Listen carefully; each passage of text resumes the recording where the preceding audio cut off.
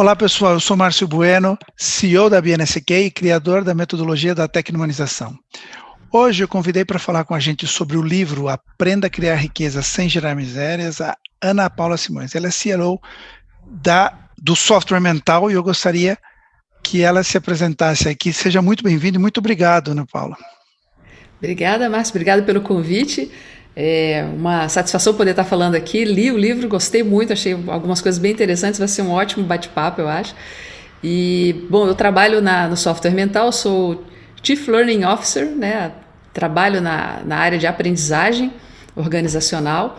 E é uma aprendizagem voltada para o desenvolvimento de mindset, para o desenvolvimento de características ou capacidades, comportamentos socioemocionais mais voltados para o líder do século XXI.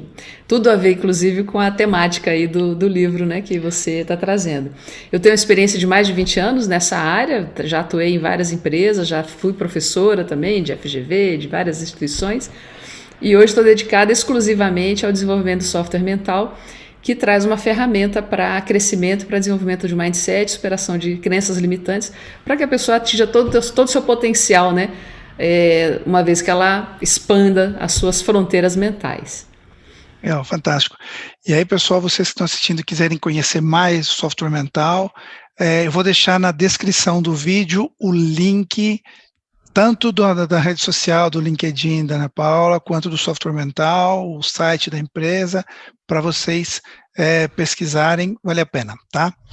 Bom, eu vou começar com você, fazendo uma pergunta que eu estou fazendo para todos os nossos convidados, que é: você acredita que é possível criar riqueza sem gerar miséria nesse mundo corporativo que a gente vive?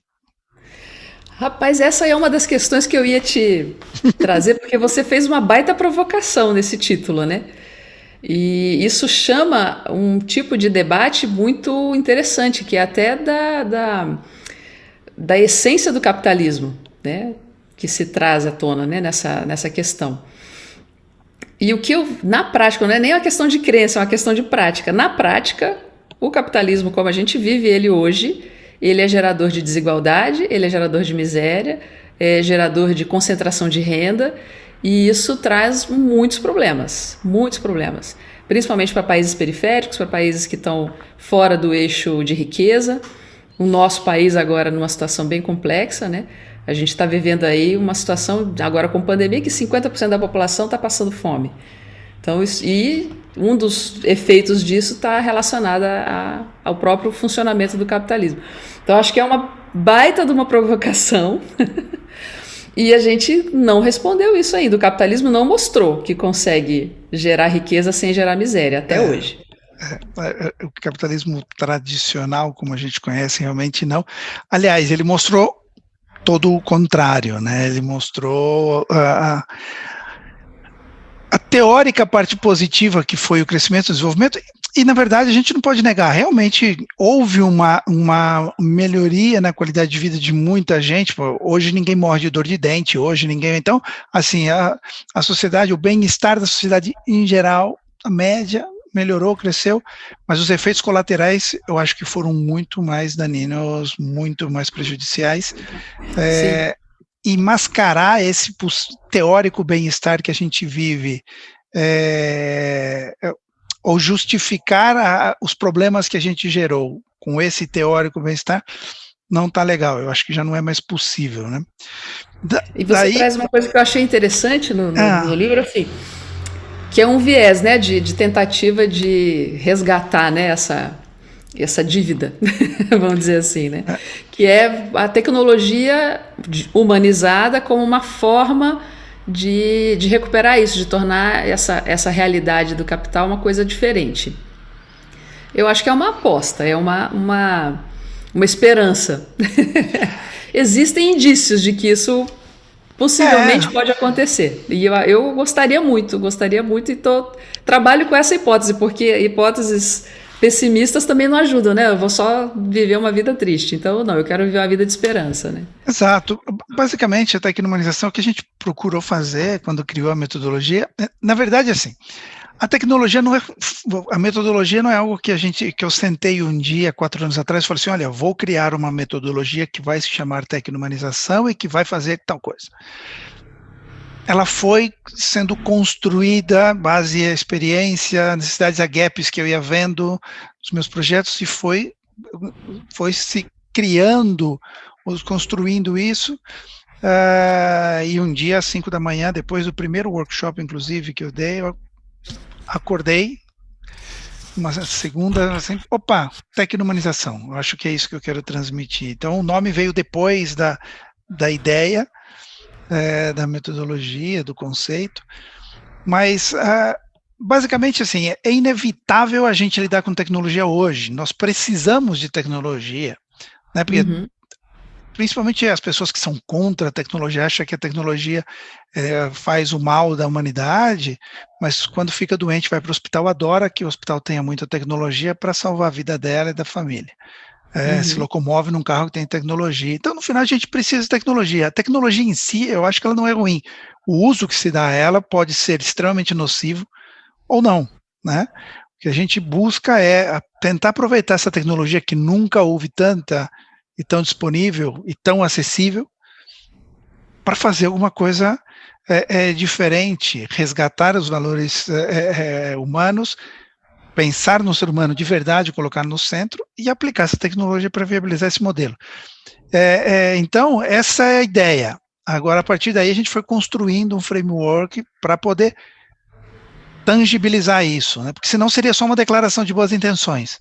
Né? Uhum. Essa é a ideia. Então, eu não sei se consegui transmitir isso no livro, deu para ver se você enxergou isso.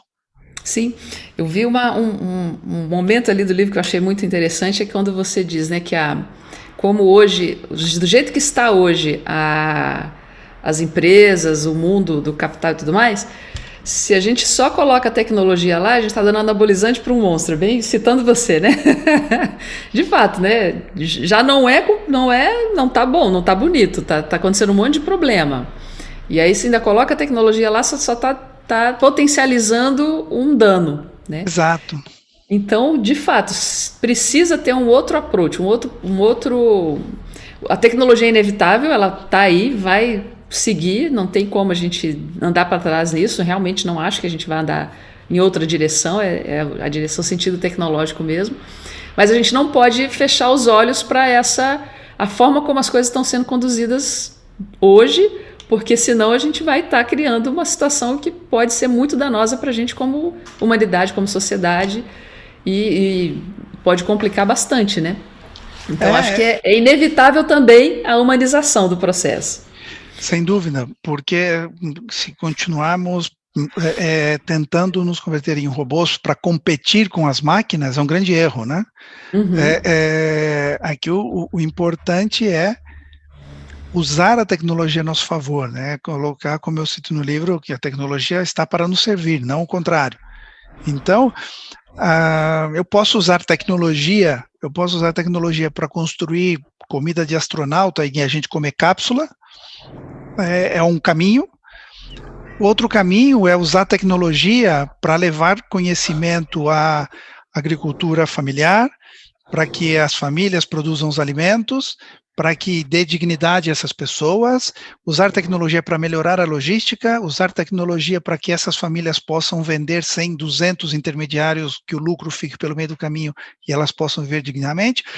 Então, para resolver o problema da fome, eu posso usar a tecnologia para fazer comida de astronauta ou desenvolver agricultura familiar.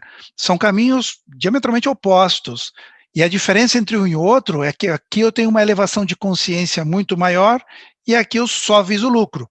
Então, o problema não está na tecnologia, sim como eu aplico e a necessidade. Por isso, quando a gente desenhou e criou a tecnomanização e foi construindo isso, foi colocando, é importante, né, o pilar da transformação tecnológica, mas também dos negócios baseado em conceitos de capitalismo consciente, de triple bottom line, mas de mindset, elevar a consciência corporativa, elevar a consciência do ser humano, para que ele seja, principalmente, ele tem que ser consciente de que a gente vive num único ecossistema, não só biológico, mas social, e se a gente não se preocupar com o todo, a conta chega. Se eu só me preocupar com o meu umbigo, a conta vai chegar. Bom, já está chegando, né? Em muitos casos a gente já vê chegar. Então, a gente precisa elevar o nível de consciência, aplicar as ferramentas em modelos mais conscientes, e para isso a gente precisa de uma metodologia, de um método, né? E essa é o framework da tecnomanização. Eu acho que o elemento aí mais desafiador, me parece, talvez não o mais, mas um elemento bem desafiador é essa questão da elevação da consciência. Porque é muito fácil cair na boca torta de tomar decisões com base na linha do balanço financeira somente, Sim, né? sim. É muito tentador usar isso como argumento e como tomada de decisão no fim das contas, né? Sim, eu estou de acordo, mas sabe o que acontece? Tem 3 pontos, 3 vetores aí que estão empurrando, talvez na mesma direção e sentido, a que essa elevação de consciência aconteça.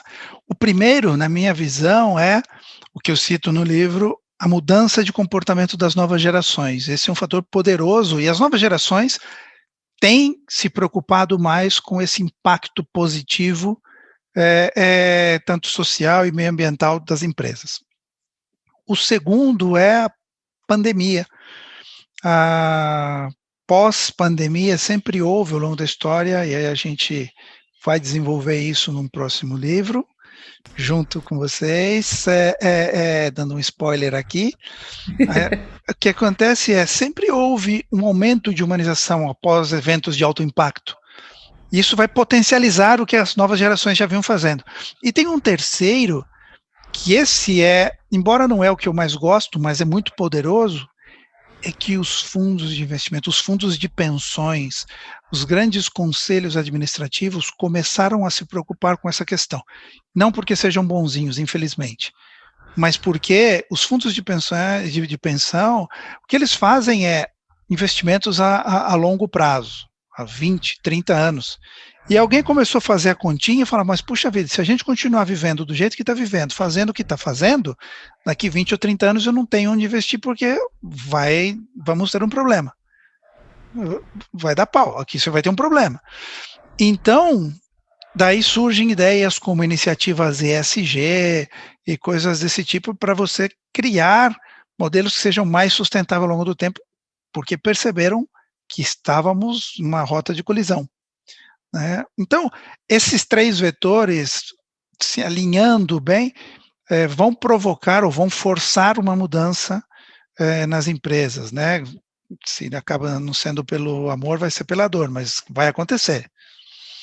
E aí a parte positiva é que temos uma metodologia, a tecnomanização permite as empresas, ajuda, né, fazer essas mudanças, vocês têm o software mental que ajuda nessa mudança, então, boas perspectivas. Eu estou deixando mudo aqui, Márcio, porque começaram uma obra aqui do lado e não sei se você consegue ouvir, tem um barulhinho aqui de... Agora sim, eu tive que prestar atenção, sim. Não, então não deve estar muito alto, que bom. Não tá. Tá. Você falou, eu tive que prestar atenção. Aqui eu também tive que fechar janelas porque há 10 minutos atrás começou a chover super forte, parecia que ia acabar o mundo, mas agora parou. Eita. Então não estou ouvindo. Que bom, então parece que tem um redutor de ruído, né? Sim. da captação aí. Mas então beleza, então vamos seguindo. Legal. Eu faço alguma pergunta para você ou você continua me perguntando? Pode fazer, fica à vontade, é um bate-papo, pode falar. Tá. Depois eu não sei, de repente você vai aproveitar algumas partes ou não, né? Vai editar e tudo. Eu fiquei com uma questão. Aliás, primeiro eu queria falar de umas coisas que eu achei muito legais, né? Essa questão logo no começo, né? Você coloca ali a elevação da consciência, a cultura de abundância, coletividade e a centragem no ser humano, né? São os pilares da coisa, né? Sim. E aí realmente, esses pilares, por exemplo, cultura de abundância é um negócio que é diferente do consumismo, né? Então são muitos contrapontos, né, que dá para fazer e dá para entender bem e dá para desenvolver internamente, né, nas organizações. Mas aí eu queria que, se você pudesse assim dar um pouco mais de detalhe no método, porque eu vi lá os 12 direcionadores, né? sim. que são propostos ali. Mas como é que isso funcionaria na prática? Assim, como é que a empresa iria realizar tipo um passo a passo desse processo? Por onde começar e como é que ela faria isso acontecer? Como a gente, imagina que uma empresa leia o livro, assista uma palestra, fala, puxa vida, eu quero trazer essa metodologia, implantar essa metodologia aqui na minha empresa. O primeiro que a gente faz é começar a trabalhar a parte de cultura e de elevação de consciência. Não adianta a gente querer propor, usar os direcionadores, as ferramentas de transformação, modelo de análise de impacto, de business transformation e tal, sem que a visão, essa consciência, a elevação de consciência tenha sido feita, né? Que eu falei, eu posso usar a tecnologia tanto para construir comida de astronauta quanto economia familiar. Eu tenho que ser consciente de que o caminho é a economia familiar, o outro não faz sentido, né? Então, essa elevação que a gente trabalha primeiro, um assessment, e aí temos parceiros, um deles, assim, por coincidência, chamado Software Mental, que a ideia é pegar e trazer, fazer, vamos fazer uma análise de como está a cultura da tua organização, e aí a gente tem algumas ferramentas que a gente usa a partir desses assessments para poder fazer a elevação dessa consciência, e uma vez feito isso, a gente começa a trabalhar, desenhar modelos de negócios mais conscientes e humanizados, que sejam super rentáveis, e aplica a tecnologia. Então, quando a gente mostra no livro Technology, Business and Mindset Transformation, na implantação é o contrário. A gente começa por mentalidade, desenha modelos conscientes e aplica a tecnologia para viabilizar esses modelos, né? Então, tem ali, por trás de cada direcionador daqueles, por trás de cada ponto daqueles ali, a gente tem ferramentas e trabalha que vai sair num livro onde a gente vai se aprofundar em cada ferramenta, em cada ponto, né? Porque agora era uma introdução à tecnomanização para as pessoas entenderem, existe um framework e ele trabalha assim, tá? Agora a gente vai se aprofundar, mas tem muito trabalho por trás de cada um, principalmente na parte de mindset, porque se alguém chega e fala assim, eu quero implantar tecnomanização, mas eu quero fazer, para colocar aqui tecnologia, para continuar fazendo comida de astronauta mais eficiente, fala, não é o meu negócio, eu não vou conseguir te ajudar. E assim, é possível uma empresa, vamos supor, né? Às vezes a empresa é muito grande e tal, e tem um líder lá internamente que ele é preocupado com essas coisas, ele realmente quer fazer uma diferença, ele está vendo o impacto que acontece socialmente, ele quer ter um outro tipo de atitude. É possível um líder pegar a metodologia e aplicar especificamente na área dele, por exemplo, Sim. mesmo que a empresa como um todo não adote, ele consegue ser pontualmente mais tecno-humanizado? Sim, a gente tem casos de pegar e aplicar em uma área específica, ou porque o líder, assim, daquela área específica quis, ou até porque a própria organização falou, vamos começar por aqui, porque é curioso, já aconteceu de a gente trabalhar com uma empresa onde o presidente da empresa achava que era o caminho, mas ele sabia que tinha parte da equipe dele que tinha uma resistência muito forte a isso. E para não dar carteirada, não bater de frente, eu falei assim, olha, eu sei da minha equipe quem é mais a favor, vamos começar a fazer ali, e através disso, dos bons resultados, que eu tenho certeza que vamos conseguir daqui, convencer essas outras empresas. Falei, tá bom, é um caminho, e vamos seguir. Então, é possível fazer por áreas. Uhum. Tá? Até porque, muitas vezes, dependendo do tamanho da organização, fazer na organização como um todo é complexo, não é trivial. Não é trivial, não é uma mudança fácil, não é uma mudança rápida, e como toda transformação tem um risco, então, o que a gente recomenda, inclusive, é fazer por parte, a gente tem uma big picture de toda a organização, depois vai fazendo por áreas. Lá pelas tantas no livro você coloca lá uma pergunta que você fez em vários eventos, né? Você está satisfeito com a sociedade em que vivemos? Acho que hoje, se você fizesse essa pergunta hoje, acho que a resposta ia ser ainda mais complicada, né? Exato. E eu acho que dá para trazer essa pergunta, inclusive, para o ambiente interno da organização, embora às vezes seja difícil para as pessoas dizerem ou admitirem isso, mas se você for pensar, né, você está satisfeito com o ambiente interno da sua organização, com o ambiente que você trabalha, com as coisas como funcionam aqui, isso te deixa plenamente satisfeito? Porque no fundo não é muito diferente, né? Não é muito diferente, exatamente. As empresas são as instituições mais predominantes e que, né, a gente passa 8, 10, 12 horas por dia em empresa. Se a gente não está satisfeito com a sociedade que a gente vive, é porque a gente passa a maior parte do tempo vivendo dentro de organizações. Tem alguma coisa errada nas organizações. Né? E tem dois aspectos. O primeiro efetivamente, eu passo a maior parte das minhas horas que eu estou acordado dentro da organização. E se eu não estou satisfeito, porque ali também não está legal. Uhum. E tem um outro ponto que a sociedade que a gente vive, no final, eu considero que as empresas, que as organizações, que o mundo corporativo tem uma responsabilidade muito grande na construção da sociedade que a gente vive. Empresas, né, incitam consumo, fomentam, forjam comportamentos em forma de vestir, de comer, de sair, de passear. Então, no final, as empresas acabam tendo uma responsabilidade. Eu não vou dizer culpa, porque no final, também nós, como indivíduos, temos responsabilidade sobre a sociedade que a gente vive, o governo, sem dúvida.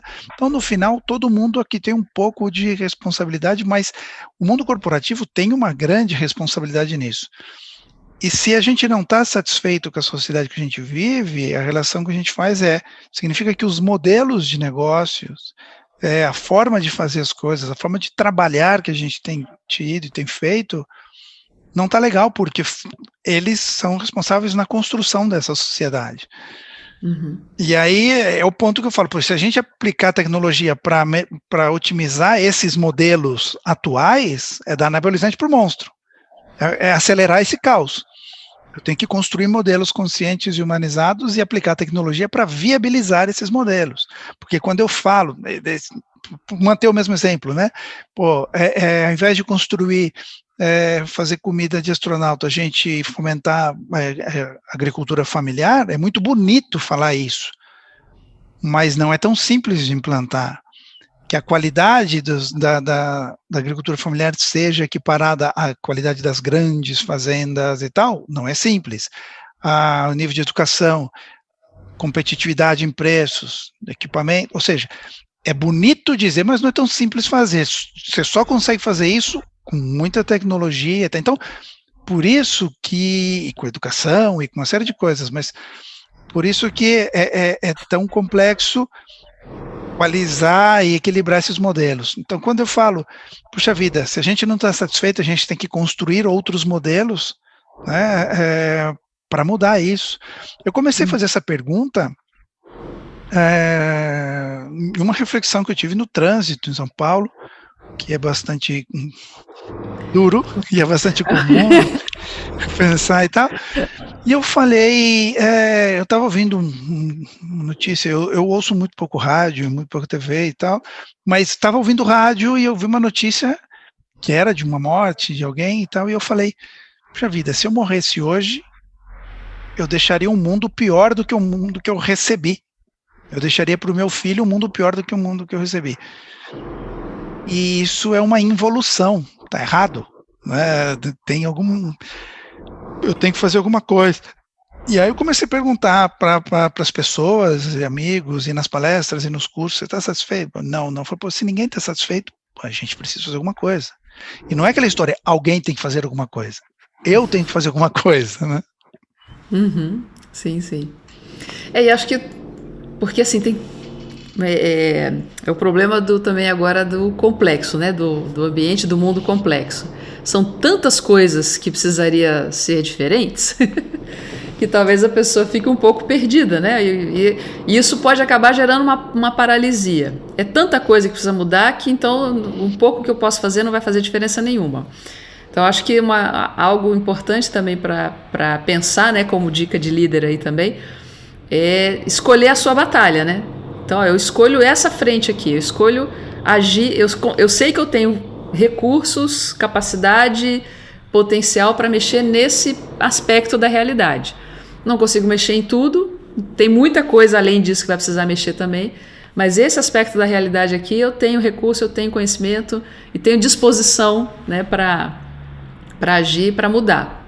Exato, isso é como o menininho na praia, né, salvando as estrelas do mar, né, que tinha lá um monte de estrelas do mar na areia, e ele pegando a estrela do mar e devolvendo para a água, e passou uma pessoa, falou, o que você está fazendo? Ele falou, estou salvando as estrelas do mar. Ele falou, mas tem milhares aqui na praia, você não vai conseguir salvar todas. Eu falei, todas não, mas essa sim, né?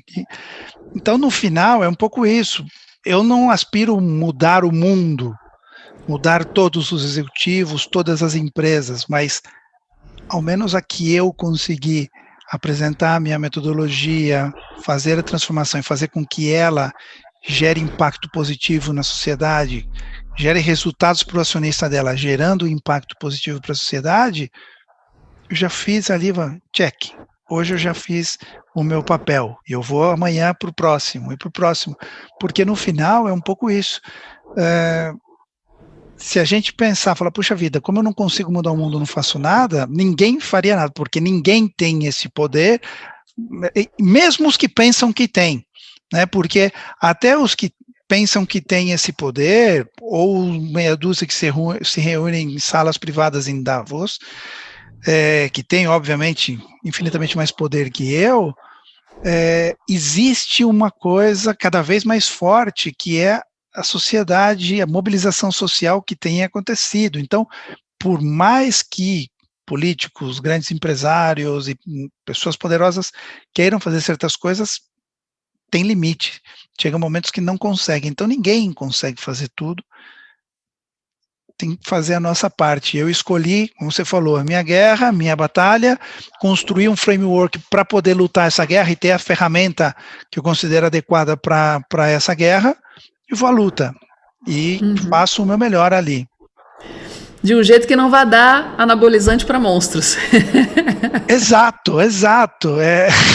Isso para mim é muito importante. Eu lembro que eu usei essa expressão a primeira vez numa palestra para o IBRE, o Instituto Brasileiro de Economia, da FGV.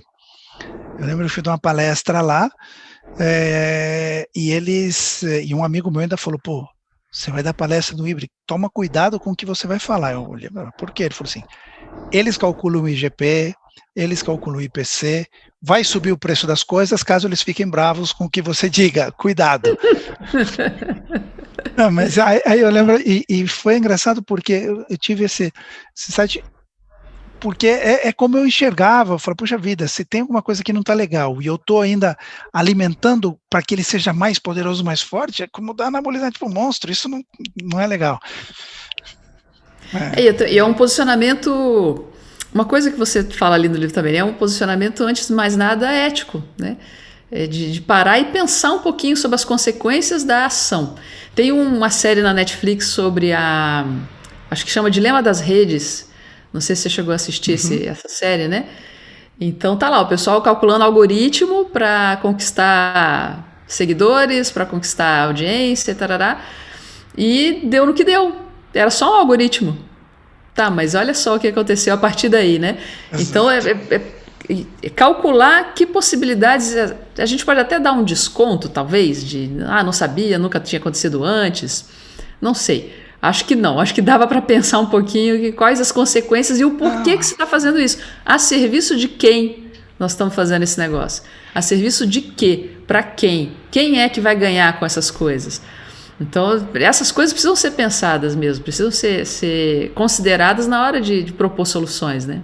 Exato, não, isso é super importante, porque no final a gente acaba encontrando pessoas que fazem essas coisas, e quando você questiona, pô, você percebeu que isso que você está fazendo tem um impacto negativo?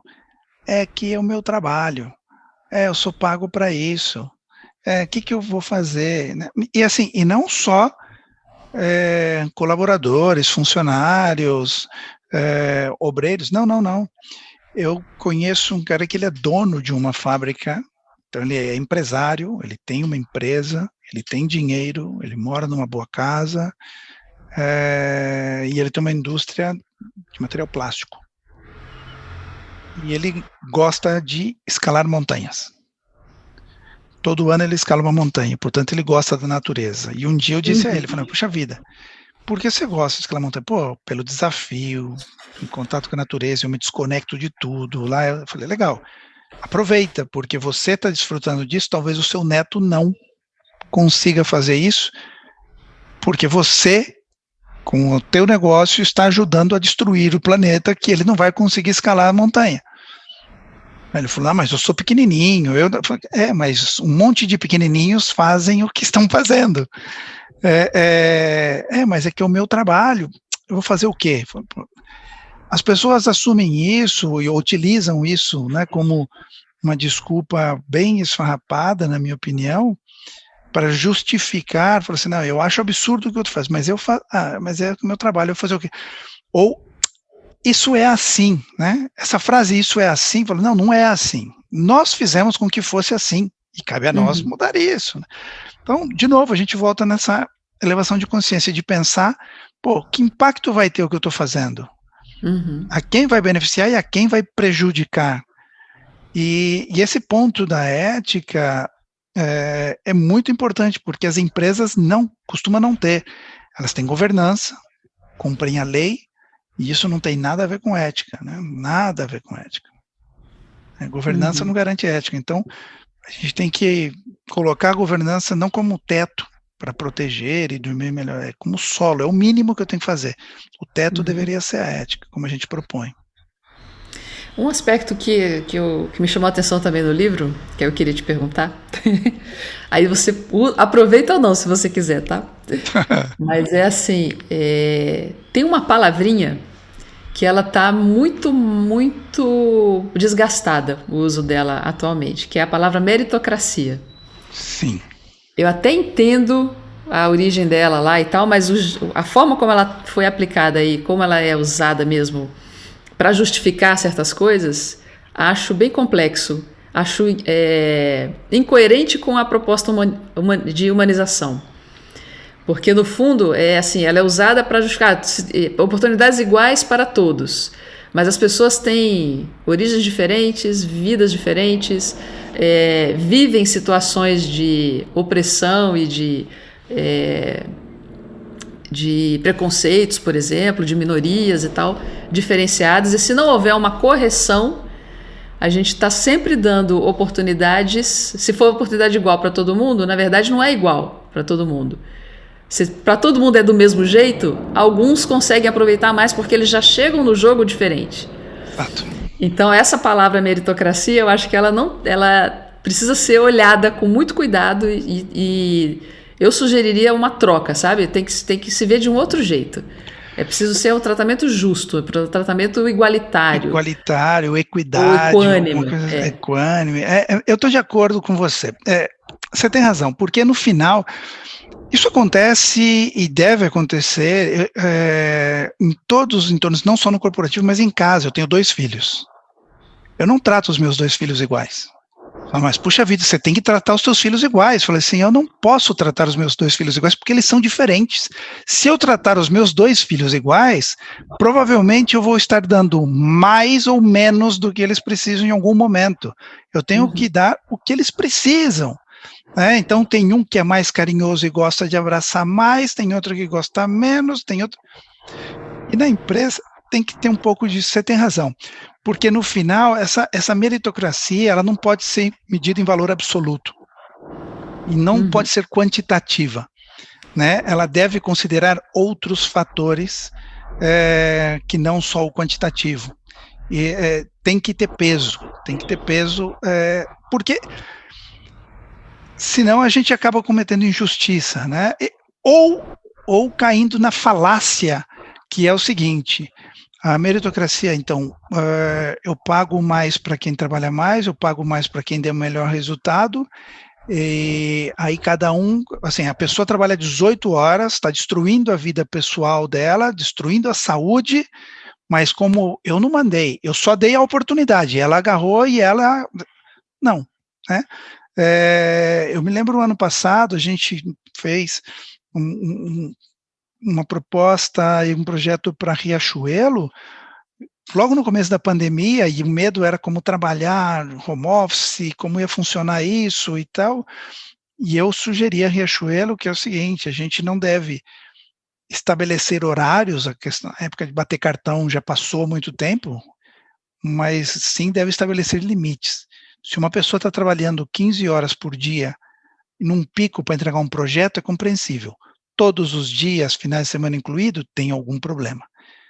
E isso não é bom, né? Então, assim, tem que pôr limite, né? Não pode só olhar o quantitativo, não, você tem razão.